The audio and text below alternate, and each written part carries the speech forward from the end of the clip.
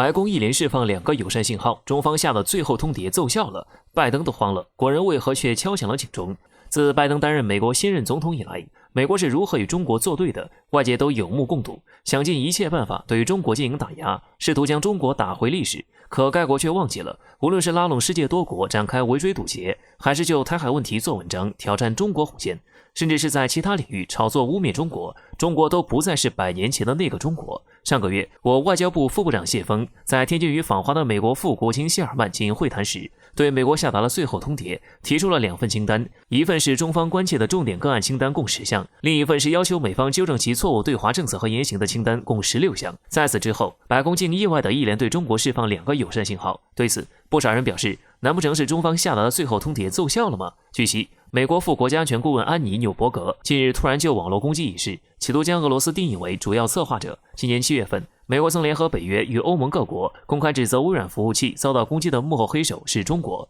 随后，日本、新西兰以及澳大利亚等国纷纷附和美国，要中国为这次黑色行动负责。如今，白宫在此事件上有服软的迹象，可见局面有所缓和。除此以外，美国多次扬言要中国为疫情买单，要求中国赔偿10亿美元以弥补美国的损失，也在近日的一次采访中发生了改变。拜登对媒体表示，他本人并不支持特朗普的狂热计划，认为此举没有任何意义。美国一改往日态度，开始以友善的面貌对话，这是否意味着中美即将迎来历史性的一幕？美国要磕头求和了。至此，国人敲响警钟，嗅出不寻常。美国是什么样的国家？包括我国人在内的外界所有人众所周知，突然释放友善信号，原因必定不简单。最大的可能就是美国已经无法制裁中国。到目前为止，美国新冠疫情危机仍未解决，德尔塔病毒的来临让美国此前做的疫情防控措施几乎百倍。在此背景下，疫情危机所带来的经济危机也一度让美国如今陷入了极大的困境中。倘若美国执意制裁中国，一定会在经济贸易上造成更大的弱势局面，同时也将加重美国国内的社会危机。再者，中国在疫情中的表现就犹如定海神针一样牢固，即便是美国的盟友都曾就疫情向中国求助过，美国就算不想承认，但这也是事实。因此，当中国下达最后通牒时，就连拜登都要慌。权衡利弊以下，唯有暂时停止对中国的制裁及污蔑。注意，只是暂时的，美国并不是真心要跟中国缓和关系，所以哪怕是现在，中国都不能放松警惕。美国可不是那种会磕头谢恩的国家。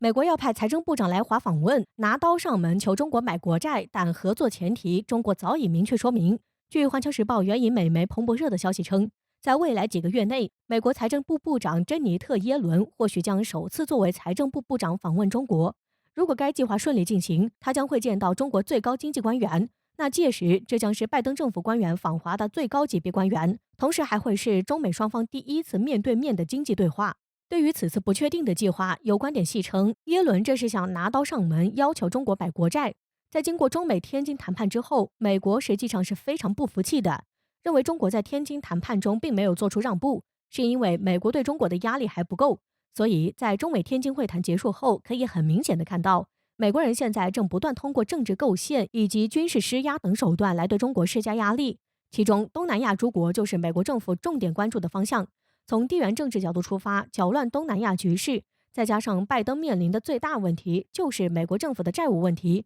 在8月份，美国政府有超过28亿的美国国债到期。虽然美国政府在这一轮的到期后紧急提高了债务限额，但是这属于治标不能治本。要实现治本，美国政府需要找到一个国家或组织来兜底美国这一阶段超支的美元。所以说，这是拿刀上门求中国买国债。不过，耶伦届时到底会不会访华，非常的具有不确定性，因为美财政部发言人并没有对这一计划做出肯定。而且，这次中俄之间的军事演习使两国的战略互信得到了释放，军事领域的深度合作也让外界了解到中俄两国准盟国已经牢不可破。至少，美国及其盟友针对中俄关系的破坏活动已经完全破产，而军演则是为了实战。中俄军演是为了展示中俄军事力量，但最核心的还是在为战争做准备。这代表着在战斗中，中俄双方将联合作战，这其实已经超越了全天候战略合作伙伴关系。这样的话，必将使美国明白，想要搞垮中国，俄罗斯必然不会袖手旁观。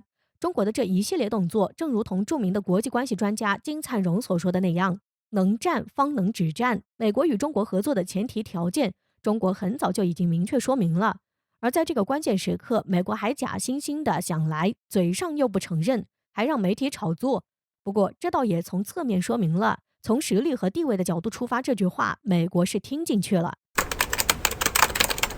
美军本土罕见动作，战机首次在公路起降，这是担心中国打到美国本土吗？众所周知，如果战机能在普通的民用公路上起降的话，那将降低对机场跑道的依赖性，这对于战时来说无疑是非常有用的。不管怎样，现在开战的时候，大部分都是从攻击对方机场开始的。就比如说现代战争最经典的中东6日战争，当时以色列空军就瞄准了叙利亚和埃及的机场打，在第一时间就偷袭叙埃两国的机场，将他们停在机场的战机全部摧毁，然后轻松获取了制空权。不过像美国这种拥有11艘航母的大国，他们的飞行员就不需要掌握这种技能，事实也确实如此。长期以来，美军并没有对飞行员进行相关的训练。然而，不知道是不是来自外界的压力越来越大，美军当前也开始捡起了这种训练。据央视网的消息称，日前在一段封闭的高速上，美国空军出动了多架 C-146猎狼犬以及 A-10攻击机进行演练起降。与以往不同的是，这次美军首次在本土演练战机公路起降。该演习是为了给飞行员提供高速公路起飞和降落的经验，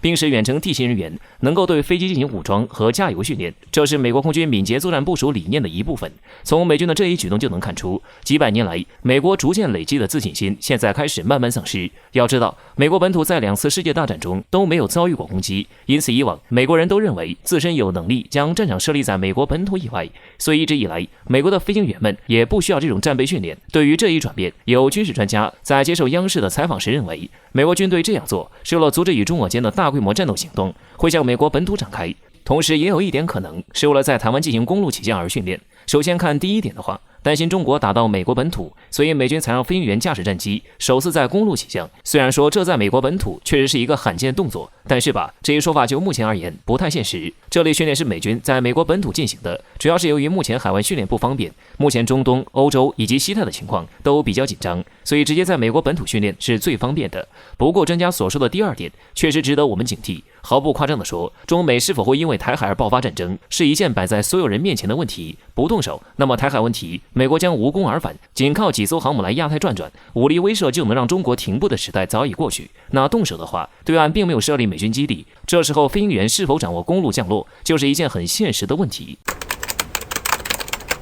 美台贼心不死，兵力竟已经集结到中国家门口了。台学者警告，国人为何却发火了？面对猖狂的敌人，国人就一句话。关于台美海巡部门在花莲外海进行军事训练一事，台方内部给出的答案模棱两可。先是台媒报道，近日台军出动了包括排水量为4000吨级嘉义舰护卫舰、1000吨级台东舰和600吨级成功舰在内的共4艘舰艇，参加与美国海岸警卫队舰艇秘密举行的救援及海上反恐联合训练。紧接着台当局对此拒绝证实，称根据美台签署的相关协议将予以保密。就在外界疑惑是否有这一联合训练时，传言美军第7舰队官网宣布，门罗号即将抵达西太平洋进行为期数月的部署。此外，第7舰队还提到会与美国合作伙伴及盟友进行合作交流，展开军事训练，同时执行巡逻等相关任务。结合两起事件，基本可以断定美台间确有军演一事。至于为什么台当局对此拒绝回应，或许与大陆有关。值得一提，这次双方演习的地点不是选在台海海峡，而是花莲外海。